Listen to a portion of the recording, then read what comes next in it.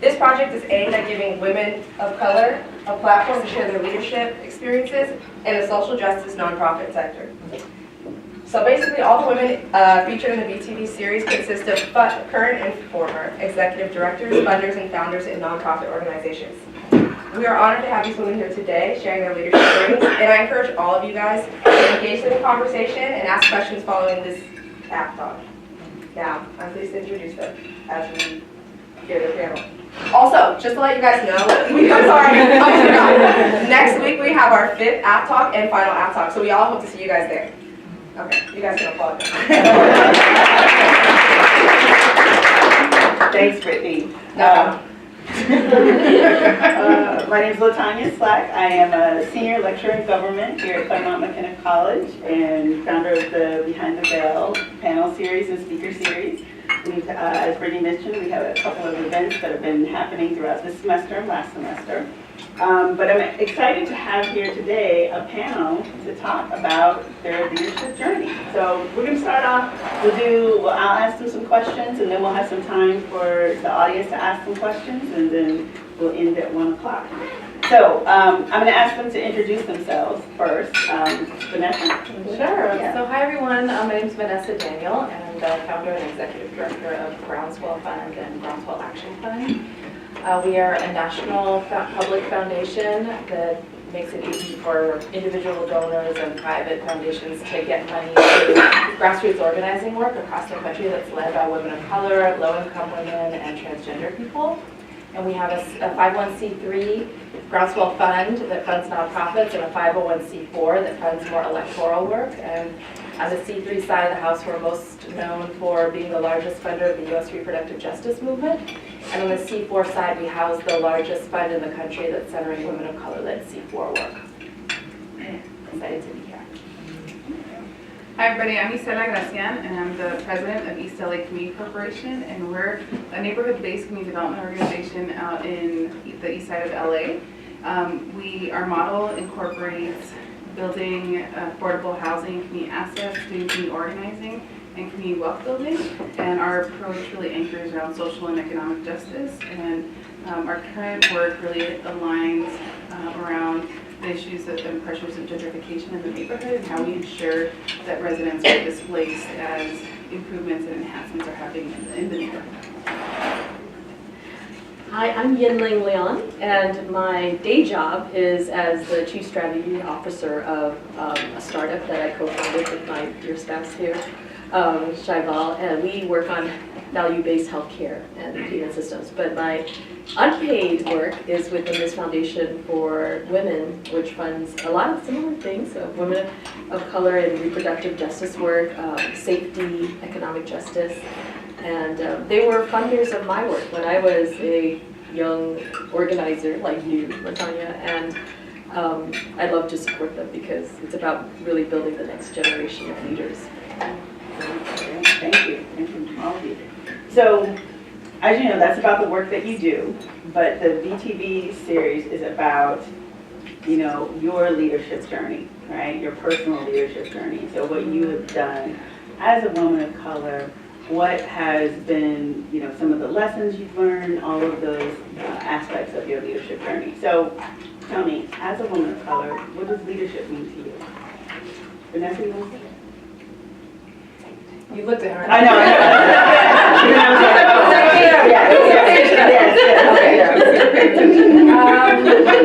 Yeah, well, for leadership for me, so I actually come out of labor and community organizing, and so that's where I cut my teeth. And in the organizing world, the strength of a leader is measured by how many leaders you create around you. It's measured by how many other folks you're lifting into their leadership so they can actually put you out of a job and take your place and take the work to the next level. And so, when I started doing labor organizing, I was organizing home care workers, predominantly middle-aged immigrant women who all reminded me of my aunties. And so my biggest thrill as a leader was to see, one of the members that may go from sitting at the back of the room and, looking down and kind of being really reserved and not wanting to participate, to actually getting to the front of the room, leading the meeting, leading a delegation to issue demands to an elected official, shaping campaign strategies. So, that kind of that idea of rising as a leader by lifting others has been pretty core to how I was brought up in the work. And at Groundswell, it's been important to me to really acknowledge that one of the biggest barriers that women, and especially women of color, face to leadership is actually just the space to be able to exercise that muscle and to try it out. And so that requires me as a leader actually stepping back so that other people have space to flex that muscle and to build their leadership skills. And so what that looks like is, as an executive director, when we're putting out publications, a lot of times the ED will put, a letter from the ED on part of every publication, but I actually encourage departmental staff to put, to write that letter on the front. For our public-facing communications, when we're doing op-eds or talking to the media or doing public speaking, we're building a really deep bench of folks who can do that. So it's not just me that's out front. I actually have a goal that our predominantly women of color staff, when they leave the organization, will actually have a portfolio of published thought leadership pieces that they've done. And for me, it also, leadership is about creating spaces where everyone in the organization, from administrative staff onto executive staff, actually have space to contribute ideas on strategy, where there's space for dissent, there's space to innovate, to bring new ideas. It's not closed off. And so, I think kind of in contrast to a more Western model of leadership that's very top-down, that's about kind of survival of the fittest, that's about, competing and like your own kind of exposure and notoriety or whatever. I guess I see leadership less in terms of consolidating power and more in terms of distributing power. So for me as well, similar to what Vanessa described, it's around being a leader is being able to cultivate that strength and leadership in others that we work with, to be able to have a greater source of collective energy that's moving an organization forward. And for me, in my leadership journey, actually, I ground it in my family and being the eldest female in a Mexican immigrant family. That meant that I had a lot of responsibility, from picking up my younger sister at school, to help my mom cook, to just helping run the household. And a lot of what I anchor my leadership talents and skills actually comes from trainings and seeing my mom and how she would encourage. So since I was 8 or 9, I would go help her clean houses, and I remember walking into one of the homes for the first time. It was like this 2-story bagel house, and I was so overwhelmed, and she could notice it in my face, and she's like, you get to dust the living room. And I was like, oh my God, this is like as big as our house, right? And she's like, don't get overwhelmed, don't look over here, start here and work your way across, right? And those are things that I share with, still to this day, with my team, right, when folks are overwhelmed. So for me, in the phase of my leadership with our organization, an idea that we're cultivating is that as a woman of color, and most organizations being people of color, that we're taught that in a professional setting we have to turn off our cultural heritage learnings. And where we're at is, how do we really bring that to the forefront and bring it into the modern day of like those learnings from our cultural traditions, and the creative aspects that a lot of the people in our organization have. Outside of the organization, a lot of them are artists and cultural workers, and how they bridge that, whether they're in our community organizing, our real estate team, or community wealth.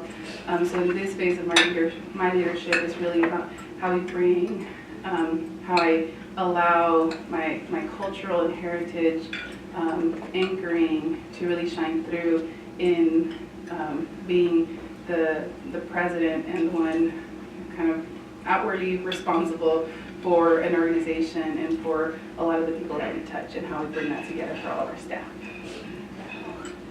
Ditto. The collective leadership piece, and the, taking your mom's example, I was going to talk about that, but so I'm going to talk a little differently about what I see as leadership, because there's this other side, which is building institutions, partly by unlearning bad leadership models in society. So if, as women of color, if you're oppressed by sexism and racism, what does it take to decolonize our own way of thinking and doing, and not just mimicking what we see as leadership in the world. Authoritarian leadership or sexist leadership or racist leadership. What does that look like to undo it? And I think part of that is healing ourselves and healing each other in the process, right? So how do you not mimic that leadership? And that's hard because we don't have very many good models, and so we have to keep looking for the healthy stuff in our communities that are about collective and the collective good, as well as the best parts of our women leaders in our communities, right? And so that's been my challenge, like how to build healthy organizations, healthy institutions. And one quote I remember Obama saying is that democracy is not about looking for those great leaders, it's about great institutions. And so I think building that is not easy. And so that's been my challenge. And I'd like to think that the groups I've left behind that have now gone on to thrive, as I move on to new things, are because I put in those kinds of efforts to build things that are not centered around me being around, but around people having healthy ways to work together. So a lot of our audience here, college students, thinking about the next steps, what they want to be, what they want to do, and all of you come from different backgrounds, but at a certain point, maybe you learned or thought, I'm a leader, I can be a leader. What was that experience like for you, and when did you know you were a leader? And this time we'll start with Yin. Well, I think it was in high school, I really saw something missing, which was that the service organizations were run by students who had the privilege to provide service, of working class people like my family, or we were working McDonald's, we were, cleaning rooms or whatever we were doing to like make money for our families as a working class family in, tourism, Hawaii, What that meant was then you didn't have that opportunity. So I founded the Interact Club in my high school, and it was like the most motley crew of folks. You had Filipino immigrants, Cambodian refugees, Laotian kids, Japanese Americans who were here for 3 generations, white kids from the mainland who felt left out. And I think what I loved about pulling together that motley crew was realizing how friendships can develop across the kinds of things that generally you would be separated by, and it turned out to be the coolest club on campus. It was like where you had real fun and could really cross borders, and it's still going strong. So, I think it's been fairly recently where I've accepted more of the term leader.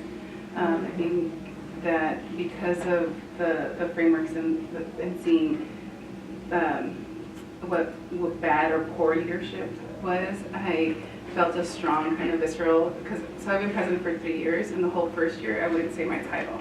So I had staff. We'd go to places and they'd be like, oh, this is Isela. Like I'd say, like, oh, I'm Isela. And somebody's like, oh, she's our president. And I was like, stop saying that. But I think for me, coming into like leadership journey, so I like to share this especially with students, because in my most natural state, I'm very shy. Right? So my first year at UC Davis, I only spoke to my roommates. So I was 3 people, my whole first year, and I would hide in the library between classes, and I found like all the area where like the Latin American writers were. So like my best friends were like Jose Martin, Gabriel Garcia Marquez, things like that. That's who I would talk to. And like my very first class, I actually didn't go to my class. I felt so overwhelmed. Like I was there early. I like saw students go in. I took a first step into like this big stats class. And as soon as I like one step, and then like walked right back out. Right. That was a place where I was at. My second year, I was like, you know what, like I really need to push myself, and I got involved with MECHA, which is a student group around educational right and justice. And I had the fortune of having a mentor within the Chicano Studies Department that was the first Chicana to get her PhD at La Sosa Raidel.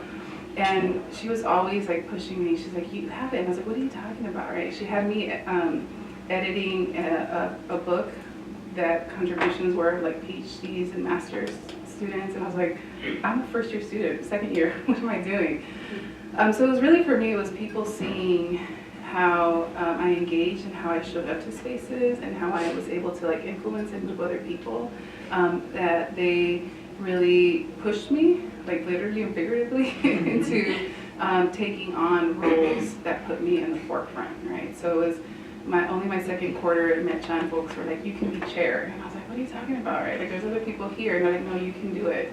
And I said yes, and I did it. And there was something in those spaces where I kept saying yes to these things, even though it pushed me way out of my comfort zone and talking and being in front of people, that really, for me, I saw myself as just fulfilling my purpose.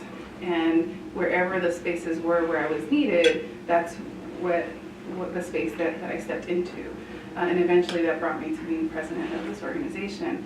But yeah, it's been more recently that I've taken this, like, that we can reframe and break the mold around what it means to be a leader, what it means to be a woman of color leader, even with the title of president, particularly in an organization that does real estate development and what that means in the external world and how we're reshaping it as an organization.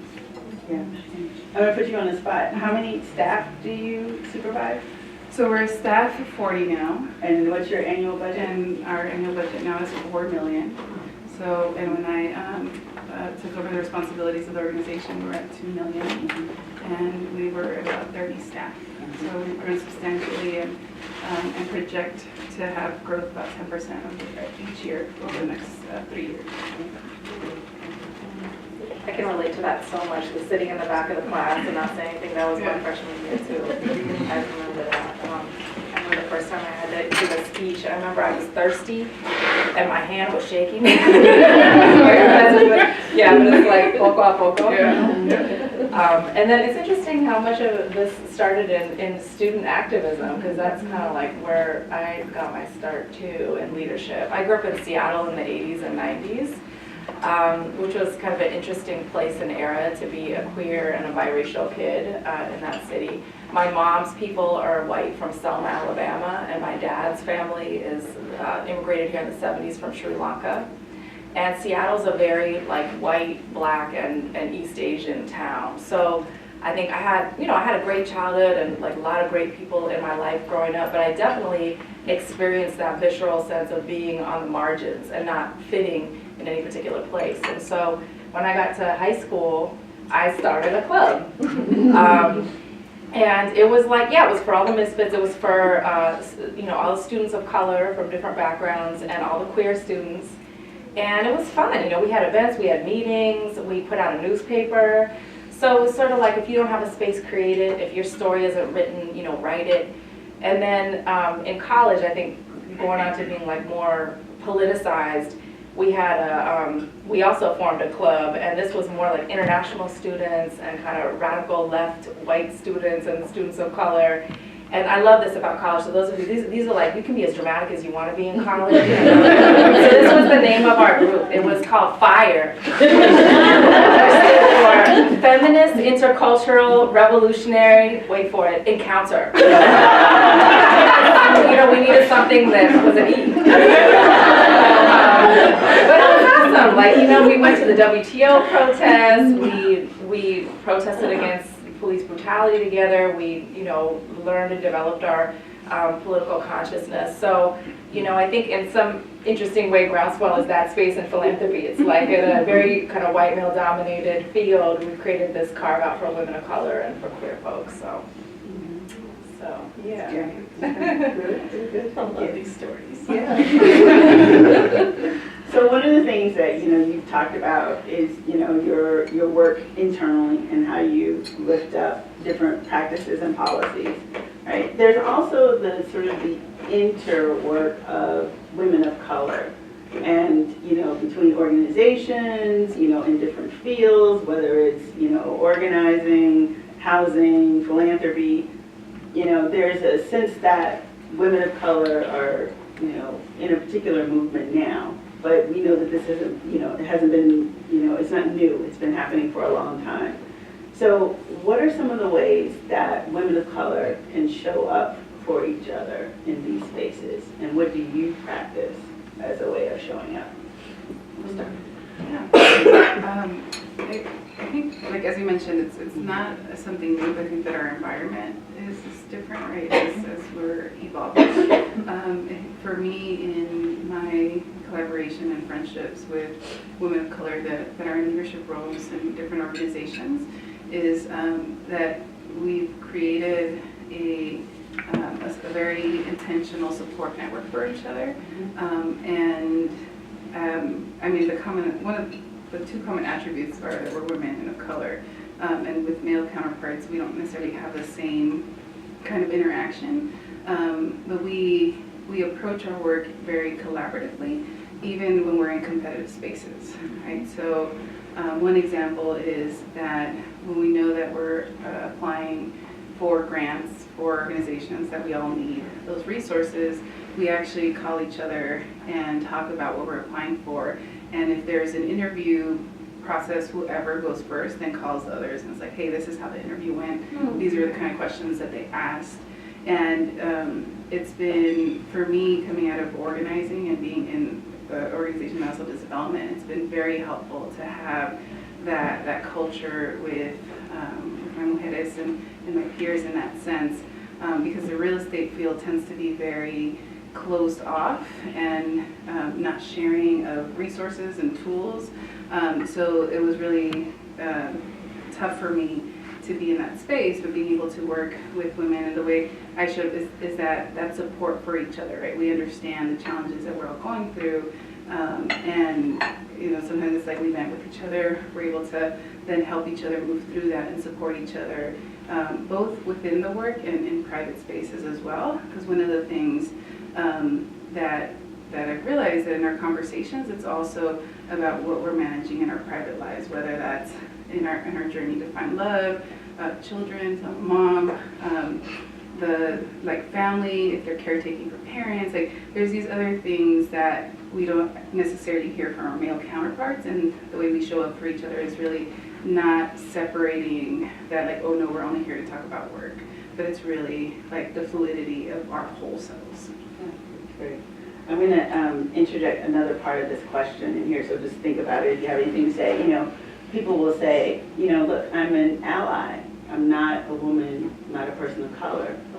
How can I show up for women of color? What are some things you do? So if you have something to share about that too, that would be great.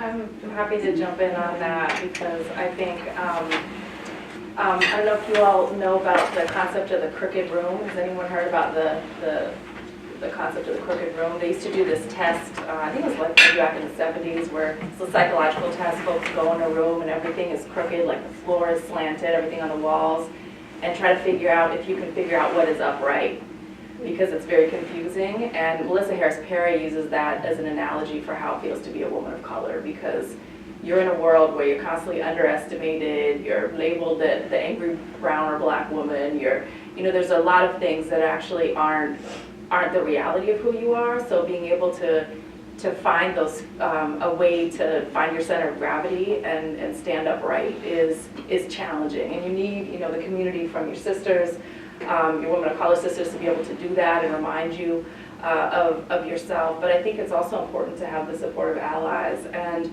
I would offer 5 things for allies, and I like to use the word co-conspirator instead of allies.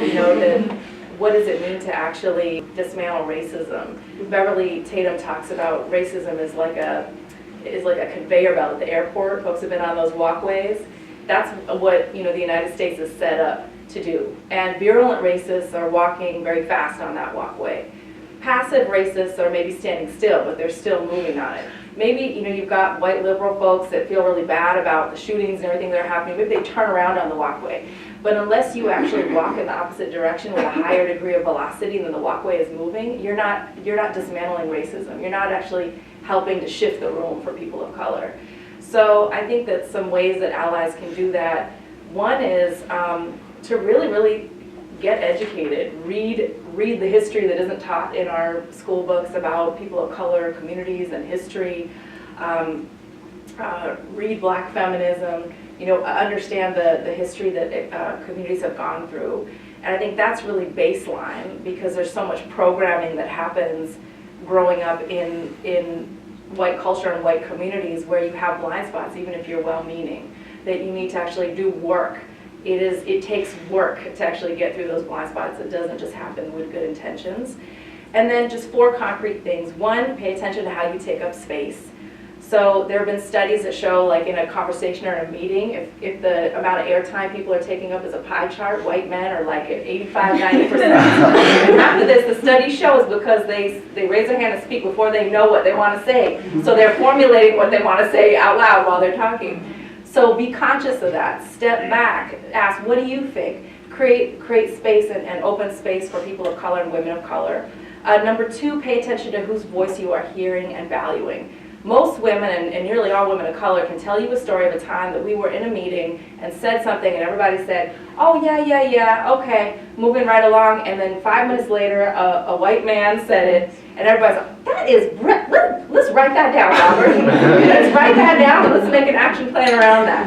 So notice that when it's happening, don't do it, and if you're a co-conspirator, disrupt it when it's happening. One of my favorite moments when I was in labor organizing was when my friend Shasan, who's Chinese American, said something, and 5 minutes later, a white guy said the same thing, and my white friend, Kevin, intervened, and he said, you know what, Ted, you're really carrying the white man's burden today, huh? Because Shasan just said that like 5 minutes ago. So like, you don't have to be as rowdy as Kevin was about it, but just disrupt it.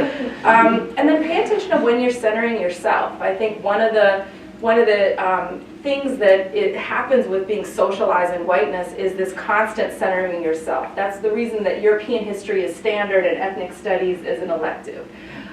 So, I don't know how many of y'all have ever been in spaces where you're having a difficult conversation about race and about dismantling systems that are actually impacting lives for people of color, that are actually killing people, and suddenly the conversation becomes about a white person in the room who's like broken down crying because they're feeling guilty, and the conversation comes around that. So don't do that. Figure out how to not center yourself. And then just the last thing is just to speak up and take action. You got to catch your blind spots so that they're not there anymore, so you're actually picking up on stuff that's happening. I often feel like, this Nina Simone song always pops in my head, Mississippi Goddamn, that line. Why can't you see it? Why can't you feel it? I don't know. How many times have we been in a room, you feel something that's so heavy that happened, and white folks aren't even picking up on it. So track it, and then when you track it, speak up. Don't make it the job of women of color to carry that and do that labor of speaking up. You speak up, disrupt it, and create space, and again, walk in the other way on the treadmill and start to make the room less crooked, which makes life more easeful and joyful for us. I couldn't say that better. So. My only sentence would be that that remembering that your liberation is tied up with mine. Yes. That when you're being an ally, it's really about not doing for somebody, it's doing with us, because it really is tied together. Great. Thank you. All right, I'm going to turn it over to the audience. Any questions anybody has? Reactions? Yeah. Or your own stories? Yes. I have a question. So it seems like all 3 of you have struck this really great balance between constantly reaching for and saying yes to these leadership opportunities, but also remembering where you came from. And I think for me, what I'm really struggling with as an immigrant here, and with my mom not really understanding this college experience and me reaching for these positions and opportunities, I'm feeling more and more disconnected with her as I move through college. And I was wondering if any of you experienced that, and like kind of how you go about staying connected with your family through this like very clearly new journey for you and like for them, and like it's sort of like remembering your roots while also like pursuing your own goals. Yeah. Anybody? You just made me flash back to coming home with so I'm part of an older crew of cousins, and we're all kind of grouped together because both my parents have large families, and we all grew up really geographically close and physically close.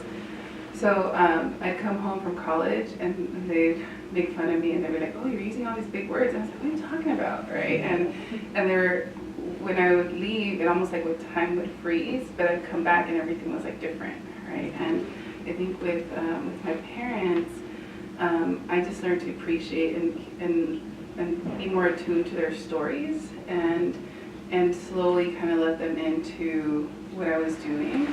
And I think as many folks that come out organizing will share that most people in our family will never be able to describe what we do, right? My dad said like, "Oh, she's into politics," or "She's helping people," like, you know.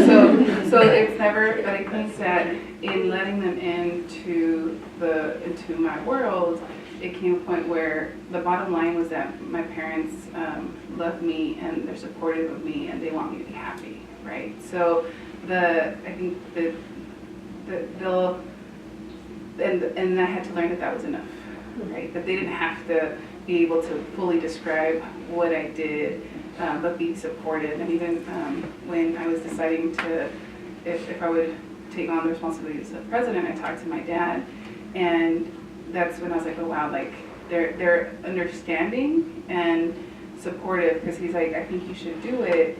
And he's like, "And whatever you need me to do," he's like, "I will switch my hours at work." And he still said, he's like, "I don't know quite what you do, but I will go and help you." Right? But I will go and help you. So I think it's that, I think that there was a point that I remember that I wanted them to get it, and I had to understand that I had to get them, right? And once I understood that piece, and again, that fluidity of, and sometimes it'll be more challenging, you know, some parents are more stubborn. But I think in time, hopefully, everybody gets to that point of acceptance and understanding. I don't know if I was just going to add, I don't know if part of what you're talking about is also, for me, it was about the imposter syndrome, right? Which is like when you're reaching for things that society tells you shouldn't have, a voice, a position that hasn't been reached by people like yourself. You're like, "I'm making it up as I may go along. I don't, they're going to find out soon." But I think what helps me, is I think about my grandma, actually, one generation back, and that I'm her unconscious dream for women and girls. That maybe my mom might not understand it, because her hope is like, get a good job at a white-collar office, air-conditioned, regular, right? She'd be so happy, and she would be, right? You're not working in a hot Chinese kitchen. But that helps me, because it's about these bigger dreams that my grandma had for herself. Maybe she didn't have it for herself, but I know she wants it for you. Other questions? Yes. Hi.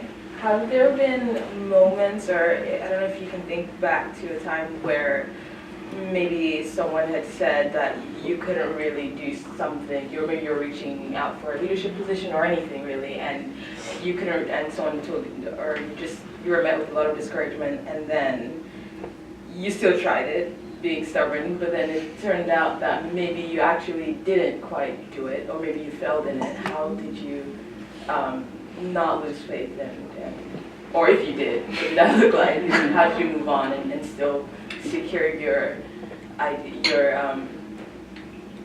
of being a leader, even though you had set out to do this thing against all odds and you still didn't quite make it?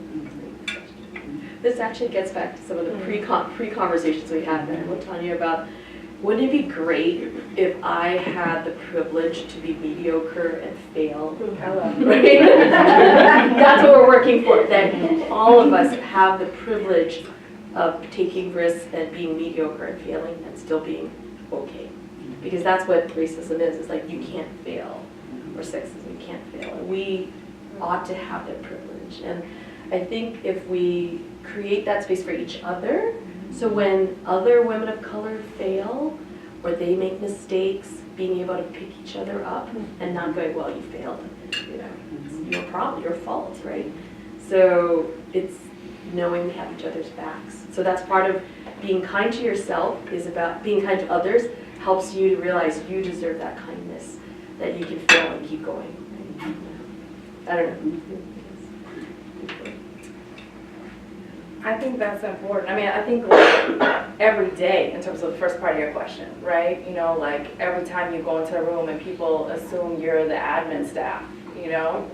I mean, I've had people assume I'm, you know, part of the catering team at the place where, I mean, it's like there's always, but I kind of got to a point where it used to affect me, like people, you underestimate you, and now I love it, because I'm like, yeah, underestimate me. Oh, you don't even know. You don't know.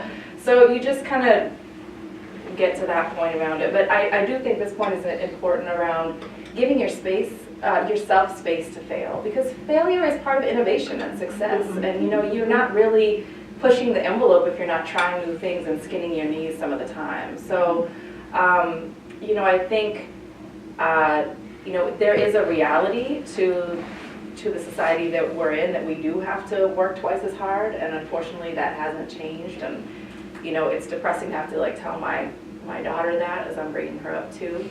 But I think we also need to push back around failure, and we do this in our funding. You know, when there are other funders that are mainly white-led that want to kind of pull grants from a group because they failed on a particular project, to really push back and say, okay, but you know, these white-led organizations over here have actually been able to fail for years and get, like, you know, millions of dollars of continued support. And so where's the space for innovation in doing that? So I think part of that is not being so hard on ourselves too, which is really, really a hard thing to learn. It took me a long time to learn, but is critical, I think, for our physical health and our mental and spiritual health and well-being. Yes. I don't know if I have a question, but more of a statement, as I really appreciated the discussion today, especially as women of color in the nonprofit sector. It's about changing the narrative, not only of the sector as a whole, or you know, the institutions or the fields, but really just changing the narrative where, you know, coming from a place where it's always like, as a woman of color in the nonprofit sector, there's not many of you, right? And I was like, well, that's a narrative, right? So that's setting us up for failure or hardship and struggle, right? Like, your life is going to be hard because you're a woman of color and not really, you know, an unpaid industry, basically, right? Undervalued. Versus being, like I tend to say, I am proud to be a brown face in a white room, right? Because instead of saying I stand out for the wrong reasons, it's like I stand out and I'm actually a higher value than everyone else in the room, right? So what if we just change that narrative as women of color in the nonprofit sector, as, you know, we are that light that stands out, you know, and that we get to see things in a different way. And like, as you were saying in the beginning, it's like we get to disrupt the narrative, right? And that's to hear your stories and your successes and the failures and struggles, is that it's a long game, right? And how do we continue to keep disrupting the narrative so that we no longer hear, oh, but you're a woman of color, you know, like as if that's a deficit. And that's part of what we're looking at, is an asset-based look at leadership for women of color. So, if I have time for one more question. All right, well then we'll end with one piece of advice I would give to our audience. One thing you'd like to share. Whoever wants to go first. I think in hearing the question around failure or failing, and I think for me and what I encourage people is like reframing that, that maybe we didn't reach where we wanted to go, but looking at what we created in the process, right? And a lot of times that's, I tell my staff, like even when we do meetings, that I do an agenda that's much more aggressive than I know that we're going to get to, because we're going to push ourselves further, right? So if we're looking at just like success and failure, you would think like, oh, they failed because they didn't reach all the way to the end. But in reality, we stretched so much that we grew substantially more than if I hadn't done it that way. So my one piece to kind of hold on to is where there's opportunities to reframe how you're approaching your work and people and yourself to further kind of grow in your strength and confidence is what's really helped me and continues to help me kind of move forward. I'll just add, like, I want to go on this last comment a little bit about shifting the narrative, because I think this is important. Because there's this idea that, you know, we go into space and we're supposed to feel lucky to be there. And then we go into space and folks get the right to underestimate us. But then when you really look around this country, I mean, look at the resistance movement in this country right now. 3 things are true about it. Women are in the majority, women of color are in the lead, and black women are in the vanguard. You can look at the you know, even the exit polls from, you know, the elections of presidential election in Virginia and Alabama, and you can see, you know, there's no group in this country that is actually working harder to drive us away from like the cliff that the majority of white voters are trying to drive us over, including white women, than black women. So this is not about, and women of color are more progressive on pretty much every issue that progressives care about, from climate change to reproductive justice to immigrant rights, I mean, you name it. So supporting the leadership of women of color is not just something that people are doing to be charitable to us. Mm-hmm. It's about white women getting free. It's about white folks. It's about liberation for all people. Mm-hmm. So I think that's really important and something to just hold and walk into the room with and carry that with, because the other narrative is just really toxic. Mm-hmm. And then just the last piece I would say is the piece of advice, going back to the crooked room, I think for women of color, to like love and accept ourselves and to surround ourselves with other women of color and with awesome white co-conspirators that have our back and that help right that crooked room. And then for white co-conspirators to do your part to make the room less crooked, you know, and to be brave and consistent in that. All right, Yin, close us out. It's so hard. No, just